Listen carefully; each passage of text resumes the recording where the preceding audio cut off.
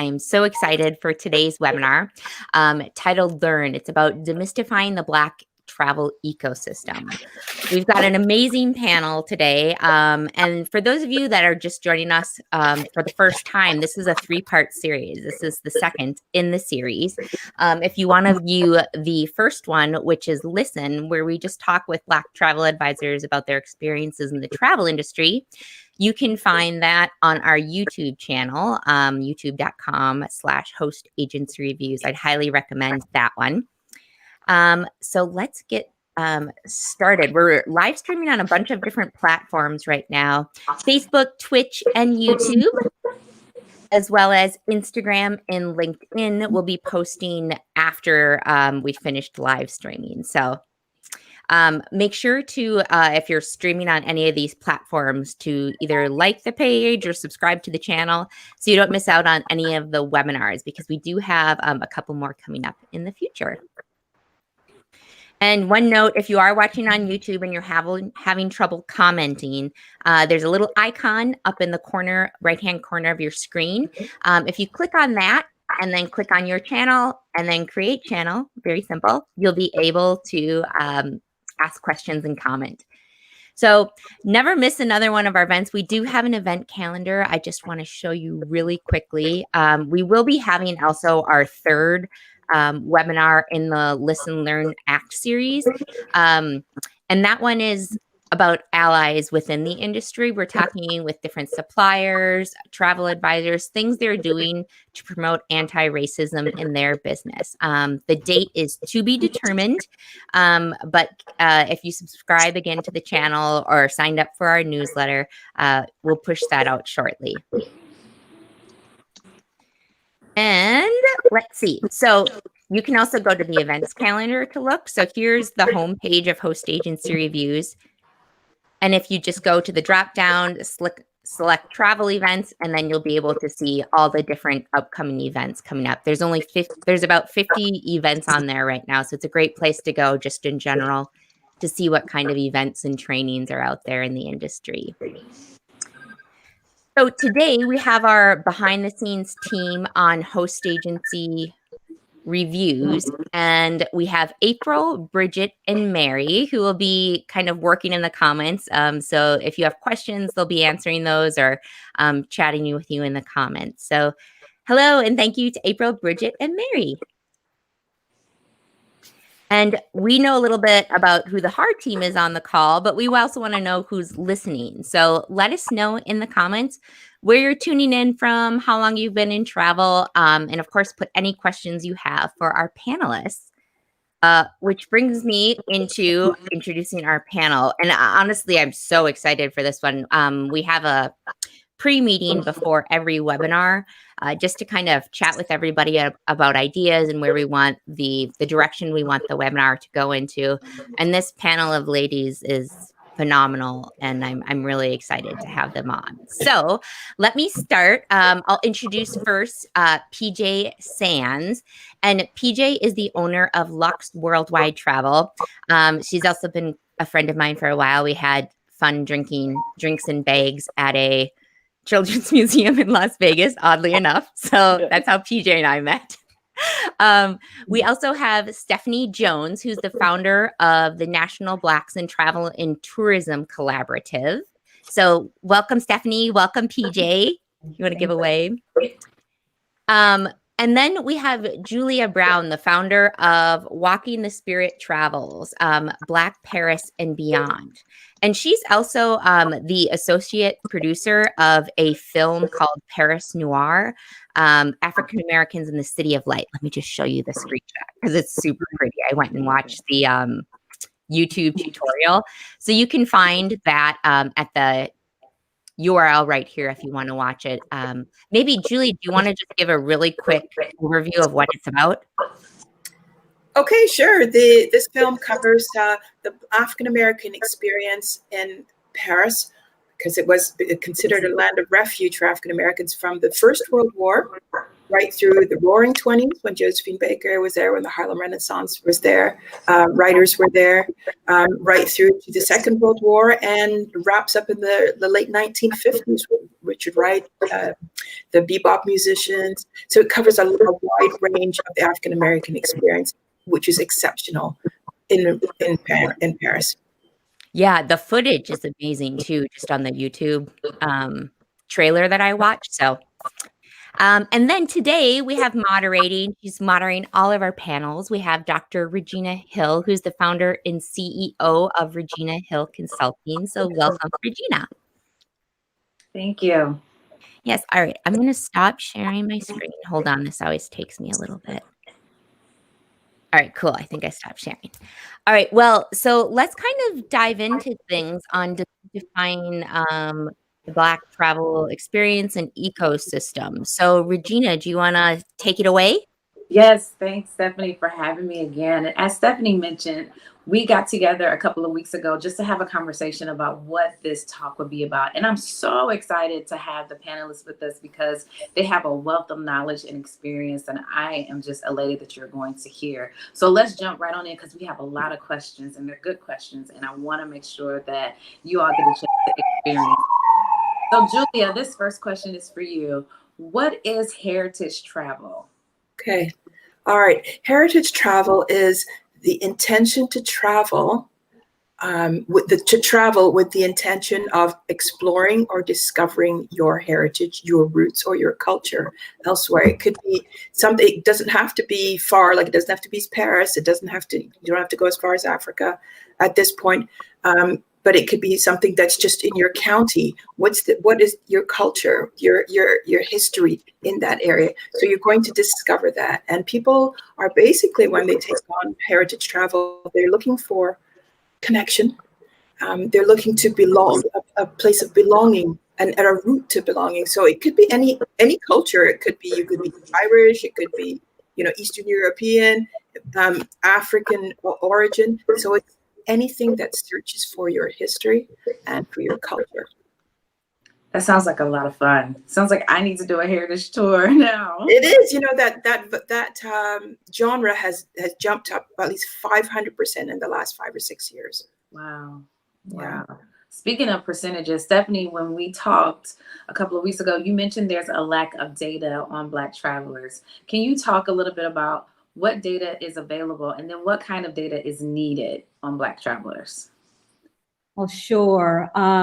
About 3 years ago, there was a data study released by the Mandela Research Institute, and it talked about the African American travel leisure market. It talked about the buying power of that particular segment of the travel audience. It talked about their behaviors and their attitudes, about how they choose destinations to visit. So it's great information. However, I think that particular study, one, it's outdated. Also, I don't really think it showcases the true buying power and value that African American travelers bring to destinations. And also, it's specifically focused on the African American traveler. When we talk about travel and tourism, there are different audiences, that are a part of that, not just a traveler, but the facilitator of experience. Like you were talking to Julia about taking a heritage tour. So we have Black tour operators, we have travel advisors, we have restaurants and hotels that are all part of this industry, but there really isn't any data that talks about the economic impact of Black travel businesses or the economic impact of the travel industry on Black businesses. There's also a lack of data about the number of Black travel executives in the industry. From what I understand, out of almost 600 destination marketing organizations, probably less than 20 African Americans serve in CEO and VP positions. So there is a tremendous lack of Blacks in executive leadership roles in the industry. And I do know that there are some organizations, such as I believe NABHOOD, and is doing some research on the hotel space, and I'm certain PJ can talk about that. And there are also other entities that most recently have launched different surveys to gather more data to really define the real economic impact, but also the spending power that African Americans bring to this industry. Thank you for that, Stephanie. You mentioned a lack of representation of Black travelers, not only in marketing, but in executive positions. And PJ, you also mentioned in our talk the other week that the lack of representation extends beyond marketing and exists on every professional tier in the travel industry. Can you talk about the lack of diversity within the industry? Definitely. I think it's so key when you think of the travel experience door to door. You talk about, what Stephanie mentioned, which is the tour operator, the traveler itself, and all the different subsections of the traveler, whether it's leisure, marketing, group, business, niche. But when you also talk about the travel industry, you look at the supplier side. When you're talking about the business development manager, who is the person that gives you the information on what the supplier is doing, you don't see a lot of Blacks in those positions as well. And then when it even comes down to seeing the person in market, there is that conundrum on the supplier side, which I've existed on before as a previous business development manager, is do you find if you're selling a destination that is of color, is it better to have a representative who knows that culture, who represents that, selling that product? Or is it better that you find someone who's native to the market that is buying in order to have that representative? So it ends up being a catch-22. As well as when you look at the public relations firms that are representing many of the brands, they don't necessarily have people of color in leadership who are looking at that marketing material, that brochure, and making sure that the person in the image looks like the traveler. So then as you selling it as a travel advisor, you're really at a disadvantage, because you want to make sure that the marketing materials that you're presenting to your client look like them. So oftentimes you find travel professionals of color reaching out to make their own materials, reaching out to make their own custom branded brochures, and using their own travel experiences in order to depict an experience, taking pictures of their groups when they go, and substituting that material, which puts more work and more overhead on the travel professional, as opposed to our counterparts who, Caucasian travelers, agents selling travel,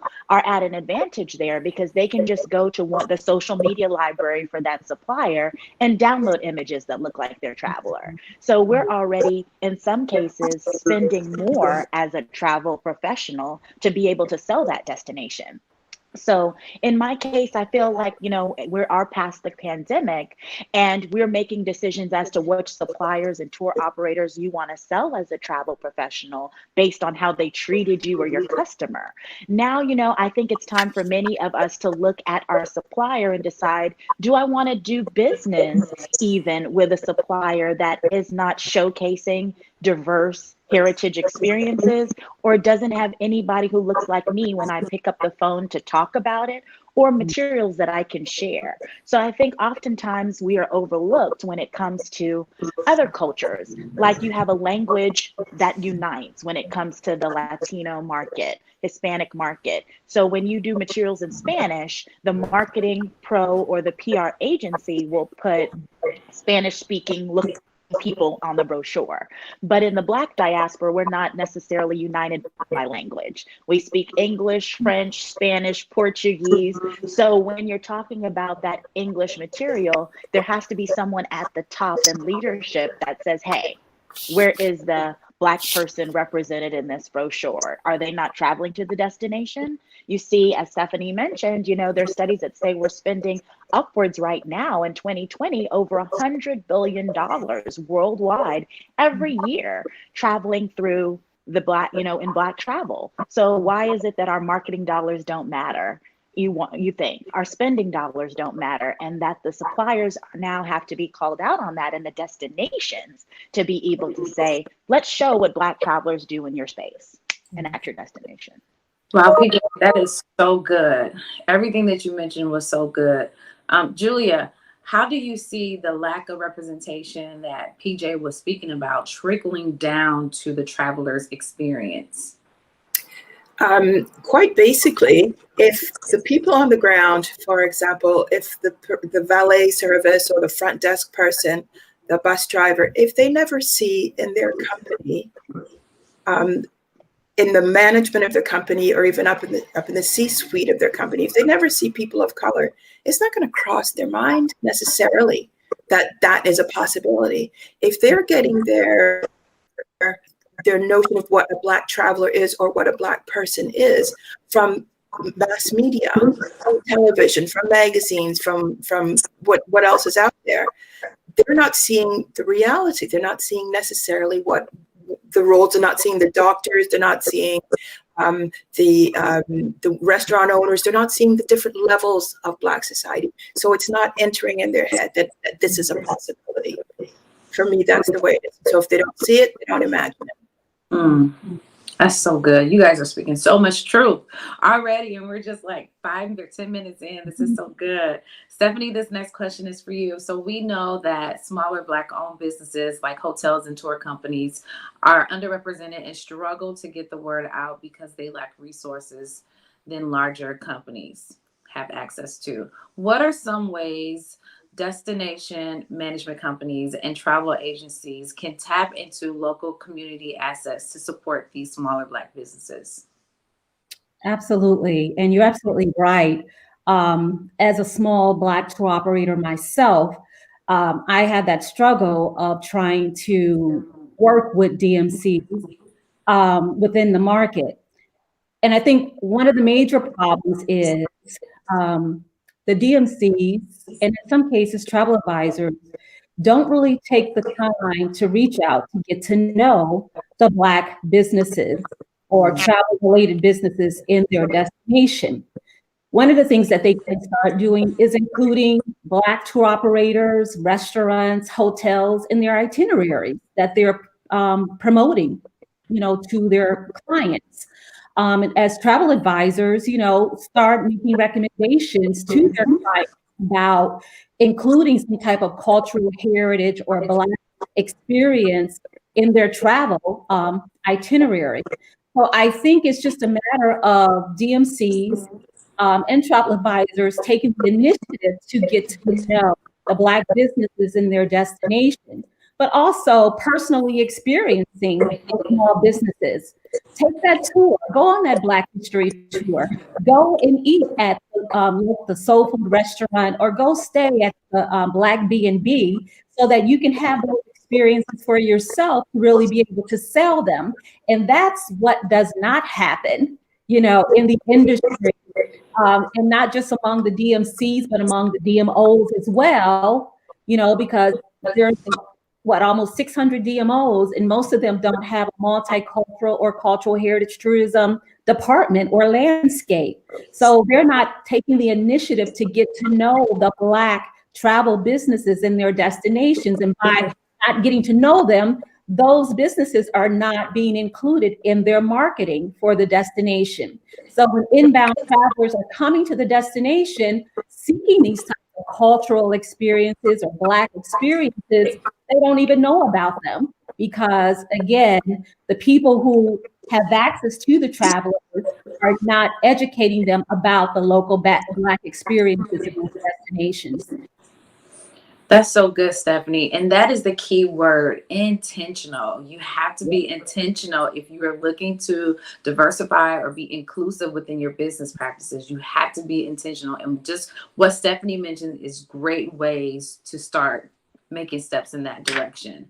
So Julia, this question is for you. You mentioned you use primarily boutique vendors. Will you weigh in on how you vet suppliers and operators for Black heritage tours? Okay. Again, my tours focused up to now, for the most part, on Europe. I have a section in Canada. I have a section in Washington, D.C. And so the European landscape is quite different than what it is here in North America. So the mindset is much different when it comes to heritage tourism. So what I did a couple of years ago was I contacted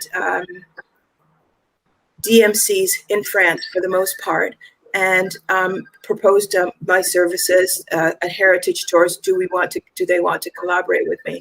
Those that showed an interest, I gave them a second look.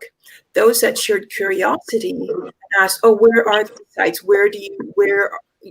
And were willing to go and look them up and include them."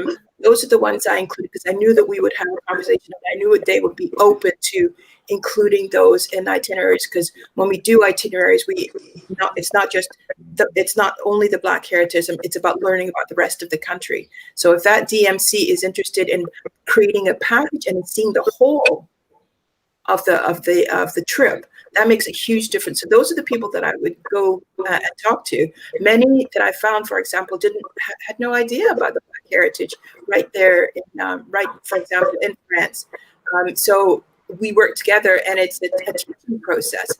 So I might say, I'd like my travelers to go to this site, and they'd say, "Oh, what's there?" And I would tell them, and they would go, "Oh, that's interesting." So they would facilitate it. And they would now know, and they would know that, okay, let me just think about it, including that in.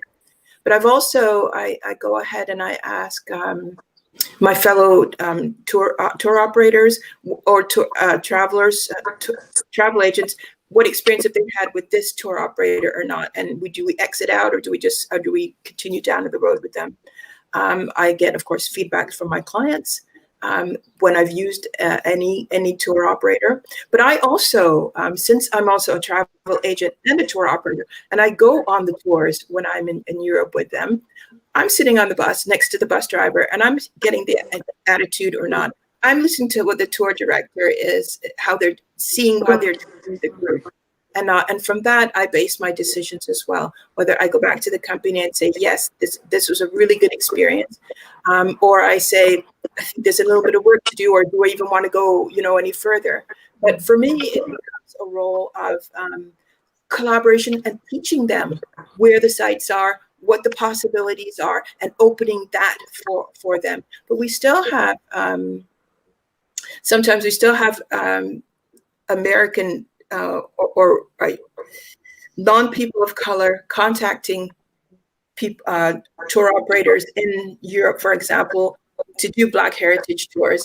And that vendor in Europe will say, well, why don't you just go to a Black heritage company? And they'll go, oh, and then maybe they won't hear from them again. So we can tell what if the attitude is there, if the desire is there, if maybe the desire isn't there. And if it's not there, then that's okay too. Just keep on your merry way and we'll keep doing ours. But we're looking for those partners in the field. Here in Canada, it's a bit different, but I do find also, for example, out in Nova Scotia, that business is coming up, but in the history of Nova Scotia, the Black history there is very, very rich. But in the tourism office, are there Black people there, leading the march there? Are they in the position? I can just call up the tourism office, or do I have to call the tourism office and then find the bus driver and then find contact the site? Can it all come together in one? Toronto does a bigger job of including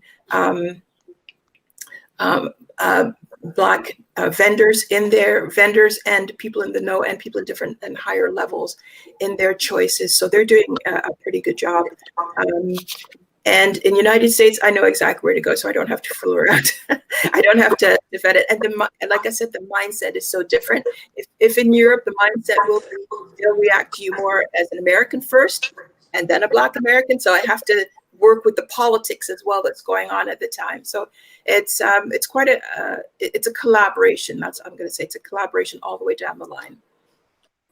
Julia, speaking of the politics, when we talked a couple of weeks ago, you talked about struggling with deciding whether or not to contact suppliers in advance to guarantee fair treatment of your Black clients. So can you talk about your thought process and any extra measures you take in order to assure suppliers / hotels to treat your Black clients respectfully? Yeah, sure.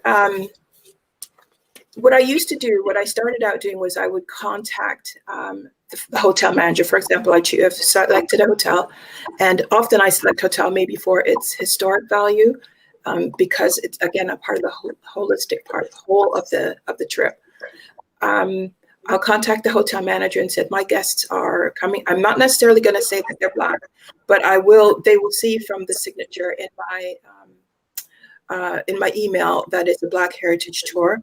But I will say to them, my client is coming for this reason. For example, they're looking to explore the Black heritage. That's the clue right there.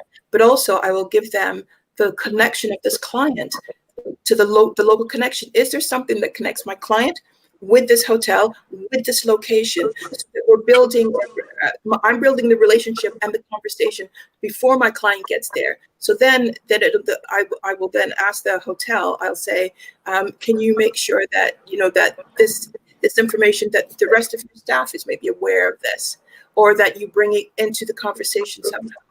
And if it's not necessarily to go that far, then I will ask them, do you have conversation with your staff about stereotypes or biases? Is this something, if you don't do that, and again, it's kind of testy, it depends on the country you're in, can you have conversations or find out with your staff that your staff knows that, for example, if my client arrives in a 1940s vintage car, because that's the tour I've arranged for them to arrive in, that then they're driving, for example, that they're not there as an Airbnb or driver, or not Airbnb, as a what's that called, the chauffeur. As a chauffeur, yeah, like Lyft or Uber. they're the actual client, So I invite them to have conversations, and I'm actually going to create a document to pass on to the hotels that I deal with and different vendors, and ask them about having a conversation. And is this something that they're already on the page with? Why do you feel that all of that work is necessary? Why do you think it's important to do it? Because I want my clients to be, I want them to be expected. I want them to arrive and know, we've been expecting you. And even if they go to 5-star, 4-star hotels, they may get that treatment anyway, but I want to make sure it happens, right? And I want them to feel really special. And I want them in that welcome letter that they get, that there's some reference that we know who you are. I just want it to be special. But it's not a lot of work. I just get on the phone or just write an email. It's not a lot of work. It's just a lot of in the background, my motivation, but it's not a whole lot of work. Yeah. So I want to know who I'm dealing with. I want to know who the hotel manager is. I want to talk to them. Yeah. PJ, you mentioned a lack of resources for advocating for safe and enriching Black travel experiences. Will you talk about the absence? Definitely. So when you talk about the absence of safe and enrichment and information, on the CVB side, the Convention and Visitors Bureau, you'll notice in many cities that if you go to their websites, there's a special section for, say, their Latino client patrons, of what to expect, how to make the experience better in that city or that country, perhaps. Or for their LGBTQ plus community, there might be a specific page. But of course, when it talks about the African American experience, you're forced to go to, bloggers who have entered into that space to provide an unofficial travel guide to that city or that country, in large response to the fact that there is absence coming from the governmental DMO that should be talking about that.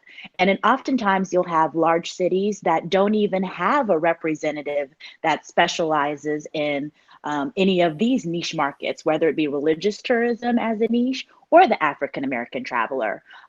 We're in our 7th year of hosting the International Multicultural Heritage Tourism Summit, which happens in Miami right after the NABHOT Summit. This year it'll be in September 15th to the 20th. And one of the things that we find in the years that I've worked with our organization is when we ask CVBs, please send your representative who's responsible for diversity. You have 4 cities, 6 cities that show up. And most of the time, it's cities that have a large African American population. So they're having the conversation. Your New Orleans, your Baltimore, your Miami, because that's where their demographic is. And even in times now with people being furloughed, the first person out the door in many cases in leadership is the diversity officer. So clearly, I'm not a priority to you. My business isn't. So when you talk about lack of resource, you have that. And also as a seller of travel, when I go to my consortia or my host agency, when I type in Black Lives Matter or Black travel experiences in the search, whether it's travel leaders, Avoya, Nexion, whomever, there's nothing there. There's no statement on if you're an ally, if you are cognizant of the fact that Black folks are having bad experiences. So that's where the lack of resources to me is, and it should be, because we as African American travel advisors, we pay the same fees as our Latina or Latino agents or our LGBTQ providers. So if I'm paying this big host fee, consortia fee, partnership fee, franchise fee, why are you not speaking to my resource? But then I want to talk a little bit about where the resources are. So you do have these wonderful people who have stepped in and been the change you want to see, who've come forward and created these resources. You have organizations like NABHOOD, which for the last 20 years has had a directory of Black-owned hotels, that if that's where you want to spend your dollars. But oftentimes as a travel advisor, you have to do your research. Not only are there state advisories which tell you what's going on, you have a responsibility to your client to say, hey, in this country, people who look like you are being persecuted, arrested, locked up unfairly. This may not be a destination for you right now. And if you are not doing your research as a travel advisor, you're doing your clients a disservice. I've had people, and then the fam trip experience. A lot of times, as Julia mentioned, she goes on the trips. But when you have familiarized yourself and you go to that destination, if you're treated like the help when you go to a restaurant, if it's uncomfortable, if you're looked at crazy, that, so you can pass that experience. So a lot of people who are travel advisors kind of decide they don't sell destinations or specialize in destinations that they've never been to because of their unique disposition and your unique cultural space.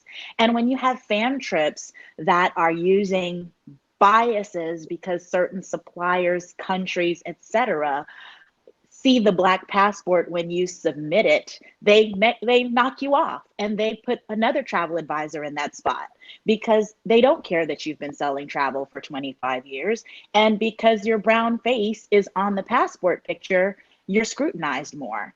So you don't get the opportunity to have those fam trips often as your white counterpart. I've worked with organizations and destinations that purposefully look at the host agency name. And if it comes in from MLM, a multi-level marketing company, or some agency they don't recognize, they knock the person off. They don't ask them, hey, have you been selling travel? Are you $1 million seller? They don't care.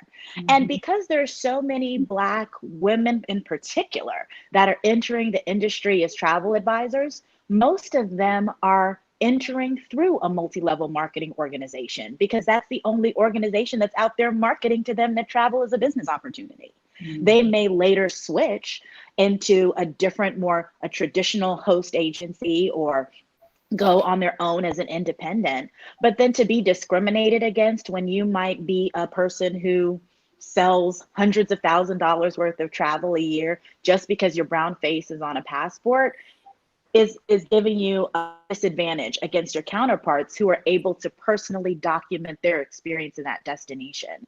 So when you talk about the absence and people not really knowing about the Black travel experience, we're definitely at a disadvantage because we're having to pay to go to a destination to experience it when our other counterparts who's been selling travel for a day are invited on every fam trip there is just because we want to see you. You have bloggers who have 2 followers who are going for free to some destination to take a picture, or they're sitting on the panel at some conference and you're sitting in the audience as a seasoned agent going, this chick doesn't know what she's talking about. He doesn't know what he's talking about. But they're on the panel. And yeah, you submitted your resume to speak on that panel, which is another repository that we go to get educated. But somehow your little brown face doesn't make it on the panel. And you're all in the audience and you're huddled in your little micro groups at the breakout for lunch going, okay, am I learning? Again, another thing where I spent my money to get educated and I didn't get the opportunity I needed to grow my business. So that's kind of my perspective on how to enrich the Black travel experience. I think that these conferences that we pay as both suppliers, on the destination side, you pay a lot to get a booth at the ASTAs, the NACTAs, the Travel Agent Forum. It is your responsibility to make sure those panels are diverse. Shame on you if I walk into a room and there's 6 white males on that panel talking about any topic, because you can only bring your personal experience to your role. You can't tell me that we're talking about luxury travel and there's not such thing as a woman or a person of color that sells luxury travel. No way. You have companies like Rogers Travel, which sells $1 million a year in travel, including government grants, government programs. So why isn't she on a panel? Why isn't Lila Nicholas from Patana, Professional Travel Agents of North America, on a panel? So I think we need to hold these agencies accountable, and everywhere that we're spending our money through our annual dues, through where we go and who we support, we need to call them to act. And if you say you're an ally and you posted that one Instagram post that said you're an ally, prove it to me. Prove it to me when I go to a conference. Yes. You preaching, PJ. I feel like I need to cash up you some money. I need to send you an offering, okay? You are preaching. It's frustrating. Love it, PJ. Listen, if anyone in our audience has access to suppliers and different companies and they need help on what to do, send them the information of our panelists and make sure they get paid for it. For the intellectual property. Amen. Make sure they get paid for it. Yes. But they need to hear your voices. They need to hear your perspective and your experience. This is so good. We only have a few more questions left, and then we're going to open it up to our audience. So to those who are listening, please submit your questions. We are going to ask them at the end.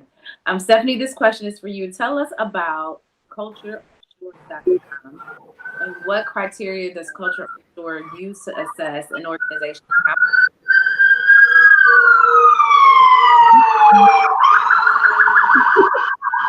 I guess the Google sound blocking is not working. Can you repeat that, Regina?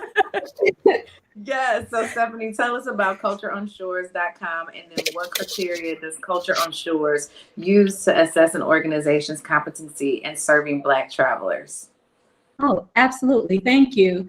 Culture on Shore, let me just tell you, before I tell you what it is, let me tell you why it exists. As I mentioned, I have a Black cultural heritage tour company. Actually, we're the only full-time Black cultural heritage tour company in the state of Florida. And so there have been other online platforms that we have applied to showcase and sell our cultural heritage tours. Being based in the cruise capital of the world, we want to tap into some of those cruisers who are looking for, authentic local cultural shore excursions. And on numerous occasions after applying, we were denied. And then I go to the site and I don't see any type of cultural heritage experiences on those platforms in general. So I'm the type of person, if you don't invite me to the table or invite me in the room, I'll build my own walls and bring my own table and chairs. Yes. Okay? And so I thought about it and I said, well, I need to, and based on the work that we have done through my company, everything we do is about leveling the playing field for Black businesses to make money in this industry.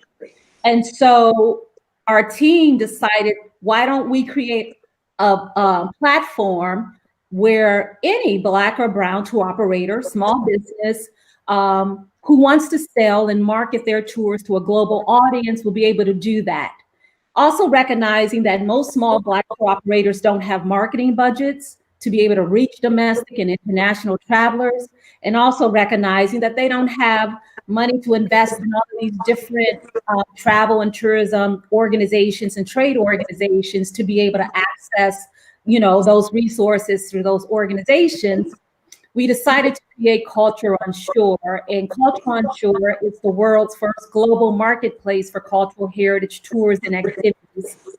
And so, again, what we're doing, our team has been identifying Black-owned tour companies throughout the U.S., and we do have a vetting system in place because we want to make certain that those tour operators that are going to be showcased and promoted and served on the platform, that they meet all the requirements, to do business with us, but also to ensure that there is a quality, safe experience is going to be facilitated to any traveler that books that experience through the marketplace.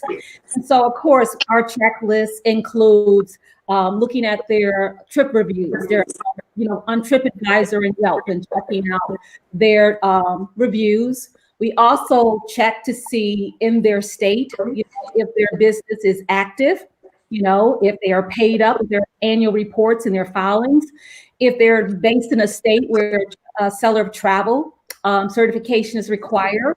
We then make certain that they produce that documentation.